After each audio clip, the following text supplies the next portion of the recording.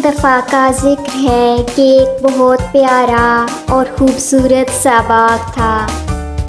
इस खूबसूरत बाग में रंग बिरंगे फूल खिलते थे जो बहुत ही प्यारे लगते थे। इसी बाग में शहद की एक मक्खी रहती थी। इस मक्खी का नाम मिनी था। मिनी हर रोज़ खुशी खुशी फूलों का रस चूसकर शहद बनाती और अपनी छोटी सी मक्खियों की दुनिया में हंसी खुशी रहती थी। एक दिन जब मिनी बाग में काम कर रही थी तो इसने देखा कि एक नन्ही चिड़िया ज़ख्मी हालत में ज़मीन पर गिरी हुई है। चिड़िया ने मिनी से मदद मांगी। मुझे उड़ना नहीं आ रहा, मेरे पैर ज़ख्मी हो गए हैं, क्या तुम मेरी मदद कर सकती हो? मिनी ने फ़ौरन हमदर्दी से चिड़िया की तरफ देखा और कहा, फ़िक्र ना करो, मैं तुम्हें मदद दूंगी। मिनी ने जल्दी से करीबी फूलों से कुछ रस इकट्ठा किया और चिड़िया के ज़ख्मों पर लगा दिया। रस की तासीर ने चिड़िया के पर को ठीक करना शुरू कर दिया और कुछ देर में चिड़िया उड़ने के काबिल हो गई। चिड़िया ने खुश होकर कहा, तुम्हारा बहुत शुक्रिया मिनी, तुमने मेरी जान बचाई, मैं हमेशा तुम्हारी शुक्रगुजार रहूँगी।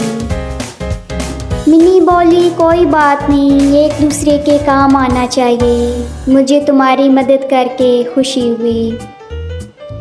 फिर चिड़िया उड़ी और फ़िज़ा में दूर तक उड़ती चली गई। मिनी इसे उड़ते देखकर बहुत खुश हुई। कुछ दिनों बाद मिनी सख्त मेहनत के बाद बहुत थक चुकी थी और इसे शहद बनाने के लिए मज़ीद फूलों की ज़रूरत थी। लेकिन बाग में फूल कम हो गए थे और जो फूल थे उनसे वो रस ले चुकी थी। वो परेशान होकर सोच रही थी कि क्या करे। अचानक वही चिड़िया वहाँ आई और कहा, मिनी तुम परेशान क्यों बैठी हो? मिनी ने इसे सारी बात बताई। ये सुनकर चिड़िया बोली, तुमने मेरी मदद की थी, अब मैं तुम्हारी मदद करूँगी।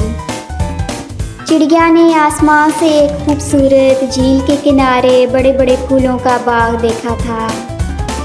उसने मिनी को वहाँ ले जाने की पेशकश की। मिनी खुशी खुशी चिड़िया के पीठ पर बैठ गई और चिड़िया इसे झील के पास ले गई जहाँ बहुत सारे फूल खिल रहे थे।